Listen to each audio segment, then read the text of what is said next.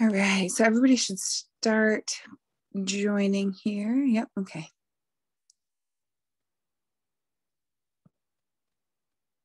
Hi, everyone. We're just going to give everybody a minute just to get logged in. Bill, I keep seeing the numbers climb, so I'm just going to give it another minute or two, if that's okay with you. That is just fine. Okay, thank you. So if you're just joining us, we're going to be starting in just a couple of minutes. We're just getting a lot of people slowly trickling in, so we just don't want to start without everyone.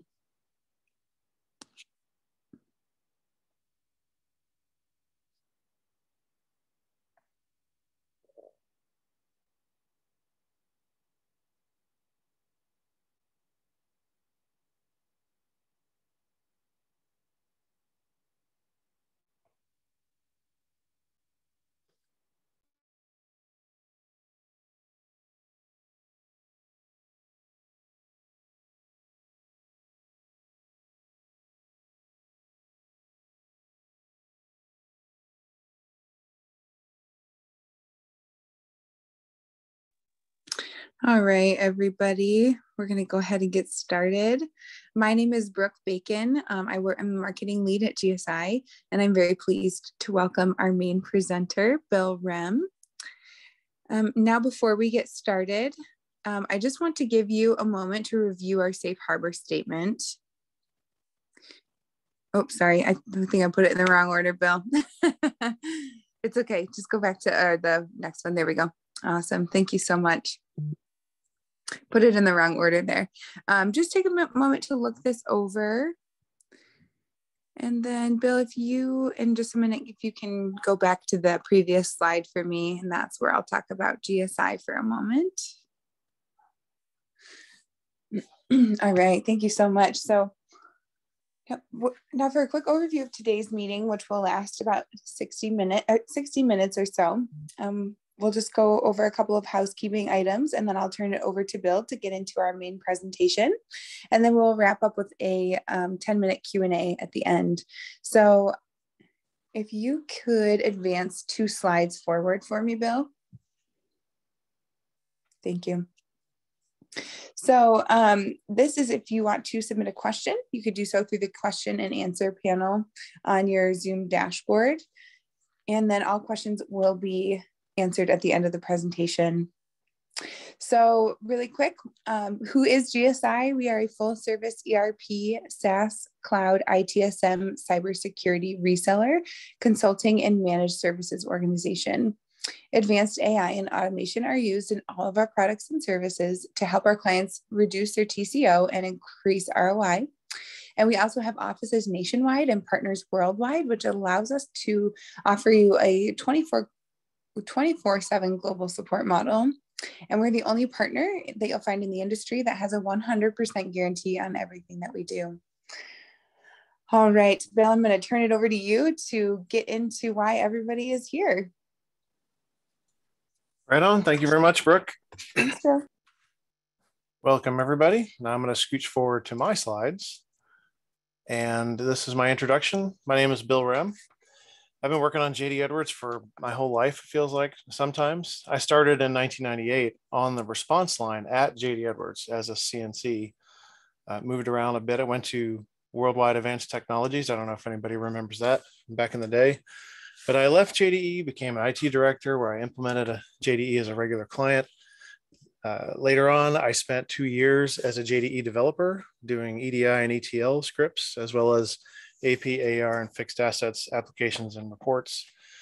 I got the CNC bug back again and went on the road doing installs and upgrades, traveling 100%. After that, for about 7 years before I came to GSI 10 years ago last month. Today, I am in charge of the database managed services, and we handle all types of databases, no matter what application uses them. We're kind of a separate division in GSI. And I also lead the infrastructure and cloud managed services, as well as the GSI internal IT department. One thing I want to talk about, and if some of you were on my presentation yesterday, this slide might look a little familiar. But before I get into talking about JDE performance enhancements, I wanted to address something I hear asked a lot, which is JDE 9.2 really the last version? And what does that mean for the future of the software? After all, 9.2 was under development in early 2014 and released in October 2015. And the software is 6 years old as of last week. So shouldn't it be time for a new version if it's really staying around for the long haul? The shorter answer is yes, JDE is here to stay, and don't worry too much about the version numbers. Many applications don't make a big deal out of their version numbers. Instead, they deliver a base application that is continuously updated. That's what Oracle is shifting to, which started with the introduction of their continuous improvement delivery model in 2014, which was later changed to continuous innovation in 2017, and more recently to continuous adoption. Like many modern applications, JDE 9.2 gets new enhancements, updates, and features in smaller updates more frequently, rather than large business disrupting changes once every year or so. 9.2 will remain the core of the application for a long time to come. In fact, I would not be surprised if Oracle dropped the version numbers altogether. But if you look at 9.2's timeline at the bottom of the slide, you can see that there's been many updates every year. 2015, there were 27, and every year the updates have continued without fail. In 2021, there's already been 16 major updates and enhancements. And the recent announcement that 9.2 will be in premier support until 2032 should lay to rest any fears of JD Edwards going away anytime soon. Now we're going to talk about functional enhancements. Oracle has rewritten a whole series of financial reconciliation and integrity reports, which resulted in runtime improvements from 50 to 125 times faster. It also significantly improved the user experience, which provides an interactive user interface to analyze and resolve issues. The project status inquiry application allows lightning fast project financial analysis that is levels of magnitudes faster than job status inquiry. There's a summation feature in the ledger application that allows users to view the balance of any amount column without having to scroll to the bottom of the grid. They've automated and simplified many processes that eliminate the need for time-consuming manual entry, such as the ability to automatically capture supplier-offered discounts in procurement, and they automated the capture of tax on landed cost during voucher match. This is pretty cool. All JDE applications and UBEs are now fully REST enabled, along with a recorder feature with an orchestrator that allows a business analyst to create a REST service in a matter of minutes. And the value here is a significant reduction in complexity and effort to develop and maintain integrations. There's a new extensibility platform that allows customers to provide their users with a simplified user interface that more closely meets their business needs. And this improves productivity and eliminates the need for costly and time-consuming customizations. And there's a lease accounting solution that automatically generates monthly lease journals that eliminates the need to manually manage that offline as before. JD Edwards third-party platform certifications, they allow you to uplift your platform components to the latest versions. And one of the main third-party platforms that JD Edwards uses is Visual Studio 2017. And this is for the package build process and development. And it's for server and client. It's certified on the development client, the deployment server, enterprise server. And the latest releases of platform components include cumulative patches and enhancements as they mature through their life cycle. Speaking of development, the development client has been simplified. This is, as many of you probably know, it's an integral component for JDE. This is required to manage and customize the software. And now they've simplified it by removing the local database. So objects are no longer imported locally onto the machine. So the installation of a development client is reduced by about 10 or 15 minutes, which is a significant part of the installation process. 9.2.3.4 introduced a new capability for JDE to reduce the network traffic that is sent between all the servers. As you probably know, JD Edwards is very chatty. It sends hundreds, thousands of messages a minute across its JDE net and over the network. And these are all sent individually. And every network packet has a header and a footer and some other information.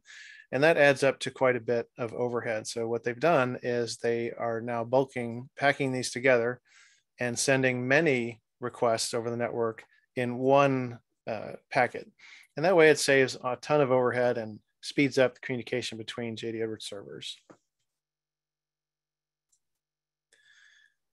HTTP compression, which is the web compression. This has been around for a while, but it hasn't been available for AIS output. Now this improves the performance, especially for very large data sets from AIS. Now it's possible to compress the output of an orchestration that uses a data request, something that might use thousands of rows and thousands of bytes of data. And this uses the built-in capabilities of the HTTP server to compress the data. So the packet that's actually transmitted is much smaller than it used to be. And now we have end-to-end compression from database all the way to the end user. And this was in 9.244. Some enhancements to staying current. Oracle is trying to simplify processes for customers to stay current. And with one of these things is object tracking and enhanced impact analysis. This new capability provides tracking and visibility of business function execution within JDE. As you know, business functions are the core logic processing for JDE interactive and batch applications. So if you get better insight into their usage, it simplifies the patching process, assists with troubleshooting performance, analyzing issues, and managing compliance. This is similar to tracking the usage of interactive batch applications, and the business function statistics are consumable by out-of-the-box UX1 analytics. And this helps customers identify business functions used in their business processes. We also have a customization workbench, which is now enhanced to support customizations affected by ESUs. This streamlined process of retrofitting customization, which was earlier available for simplified upgrade, is now extended to support all customized objects. This was in 9.2.2. JDE 9.2 also brings some cache improvements, maybe not the cache improvement you'd like in your wallet, but definitely a cache improvement that improves performance. So for performance reasons, it's common for JDE setup and configuration data that is persistently stored in the database to be cached in memory. This is a table like the F0010. The data on those tables are queried quite a bit, like hundreds of times a minute, and it saves a lot of performance by putting them into memory. However, sometimes that cache is not refreshed fast enough and requires, if you make a change, requires some fiddling and even reboots. So now it does it, the cache will refresh when it detects that data has changed in the table. So for example, if you're using the GL period close, the system doesn't need a system restart to update cached period information. And the cache is refreshed across all servers for an environment. An application developer can use in their code a system level API to clear the cache after a table has been updated. Users can access a web-based tool to manually clear a table cache for a specific environment or table. And an administrator can use a new feature in Server Manager to manually clear the cache for, again, a specific environment and table. Now let's talk about, this is really cool, virtual batch queues. I've been waiting for this forever. Everybody in my experience have been waiting for the ability to have this, the ability to have multiple servers serving one virtual queue. Now we've kind of been able to implement that, sort of. It's borderline impossible, but difficult, and never really was something that was viable previous. But now you point to a queue, which is actually a virtual name, and that name points to one or more servers on the other side. So now that This eliminates a single point of failure, a big single point of failure with JD Edwards. And it improves the performance of the queues as well, because the UBEs now can be spread across 3 servers, 4 servers, however many you want. And these protect against long running jobs, or maybe one of the servers goes down. You don't lose the ability to run batch jobs if something happens to one server or a queue gets clogged up. This also helps bring JD Edwards much closer to true high availability, matching some of the technologies that already exist for operating systems and databases.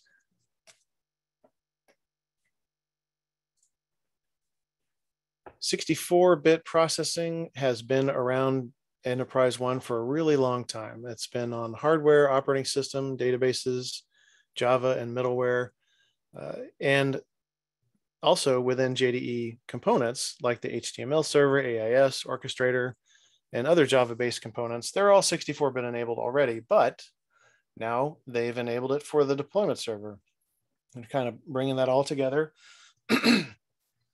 Now that you'll be able to connect to the enterprise server and development client, all with one 64-bit platform. This was added in 9.2.4.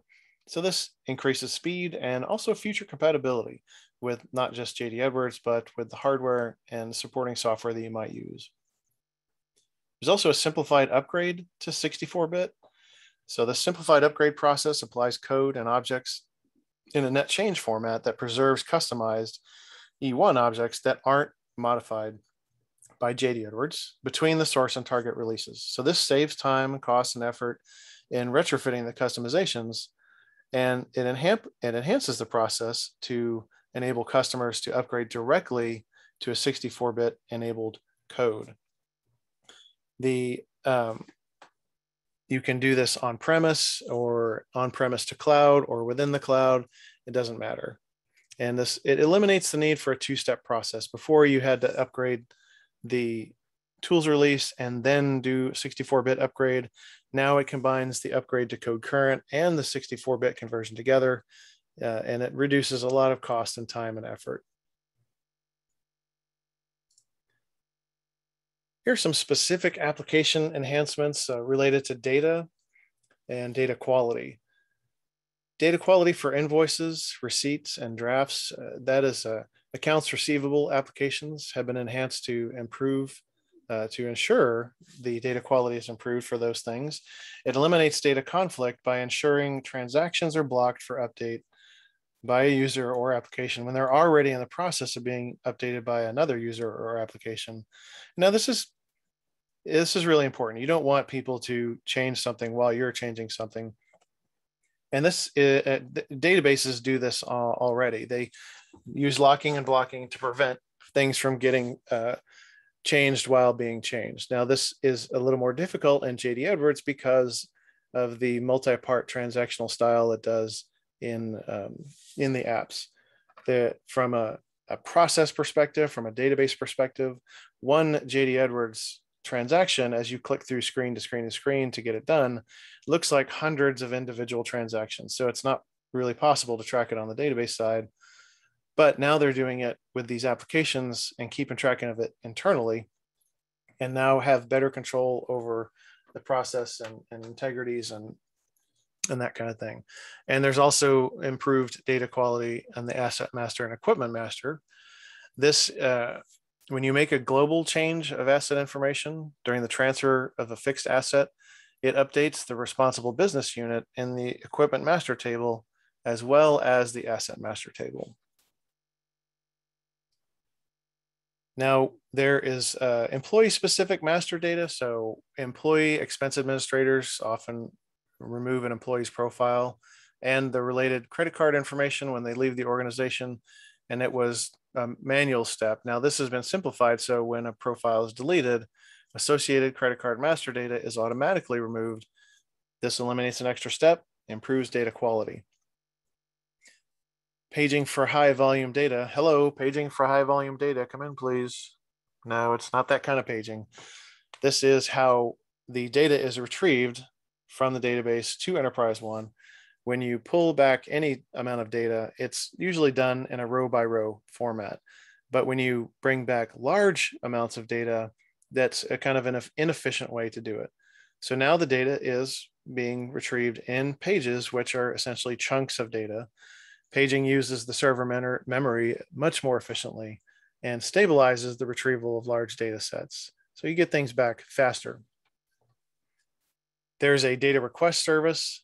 This allows users to create orchestrations that retrieve data from tables and business views. This data can be aggregated like a sum or average or a count. And this new feature gives access to all the data in JDE while also enforcing JDE security. And there's a new database connector that allows you to read and write to non-JDE databases using the standard SQL language protocol. Continuing on with data improvements, on the database side, and one thing when we're talking about database performance improvements with JD Edwards, it's not that they're improving the database performance, they're improving how JDE interacts with the database. And this is some of that stuff here. So there's lots of improvements to security, stability, and reliability. They introduced the ability to get much more granular with security between JDE and the database with data source security, and deprecated the security nightmare of public grants on the database. I have a whole webcast about data source security and public grants. I highly recommend you watch that. It's there's not a lot of companies realize that the public grants persist even during a 9.2 upgrade unless you do it right. So go and check that out on the GSI YouTube channel. But the ability to have more granular security between JDE and the database is a huge, huge benefit, and simplifies not just the security, but also creating new objects and keeping people from doing things that they shouldn't do. We've also got media objects and print queue files moved to the database, and this moves the last bit of critical production data off of the file system. And now all the data and output and supporting files can be protected by database security, encryption, backups, high availability, and disaster recovery. Now, one thing about media objects is that once you put them in the database, you can't get them back out and put them on the file system again. Good news is that there is an API that developers can use to pull those media objects out and reconstitute them into a file system as part of an application.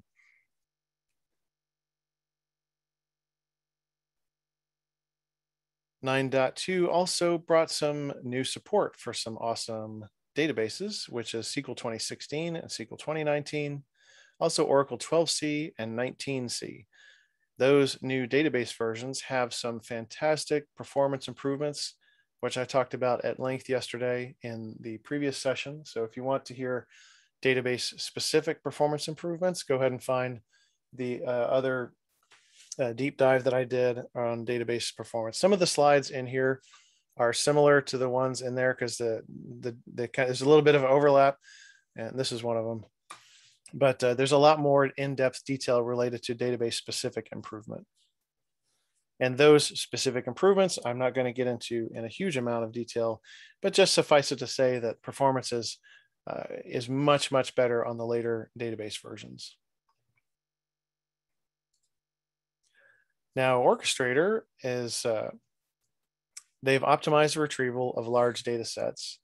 Of all the capabilities of Orchestrator, retrieving data from the enterpriseone tables is among the most common and essential features. Some usage patterns entail retrieving data in very small transactional bursts, for example, to get an inventory count on a single item. Other ways to get data involve retrieving very large data sets. So if you want to load or synchronize a complete customer list for an enterpriseone to a third-party system, that's the kind of thing we're talking about. This enhancement provides performance optimizations for Orchestrator to be able to retrieve very large data sets very quickly and pass those results to the orchestration output.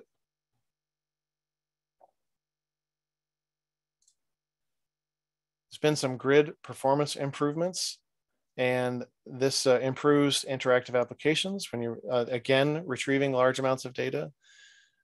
If you need to return thousands of records populated in the grid, the user has to wait for that grid to be populated, and that time has been drastically reduced.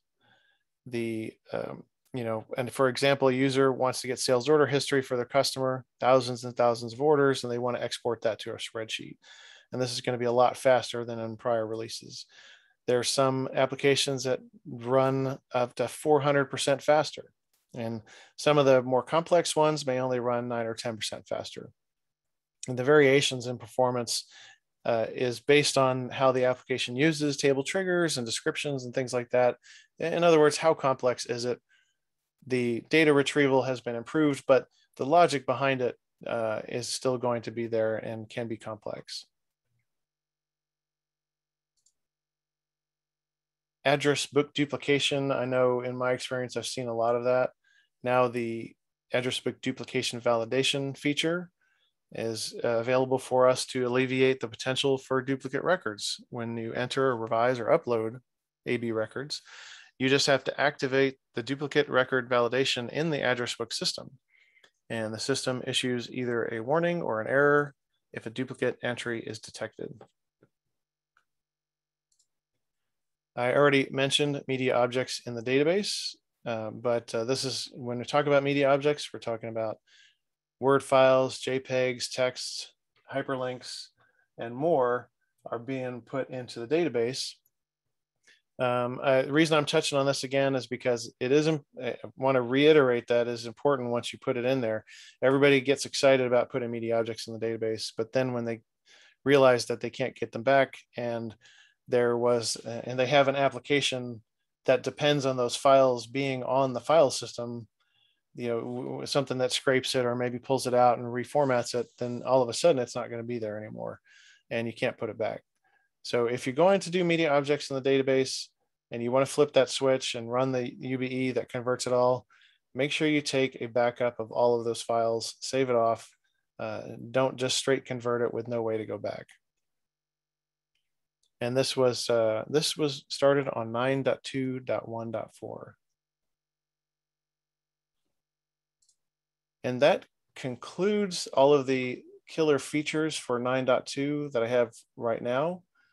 If there are questions, some Q&A, I'm going to turn it back over to Brooke for her to take it the rest of the way. Thank you so much. I don't see anything at the moment. Is there anything coming up on your end?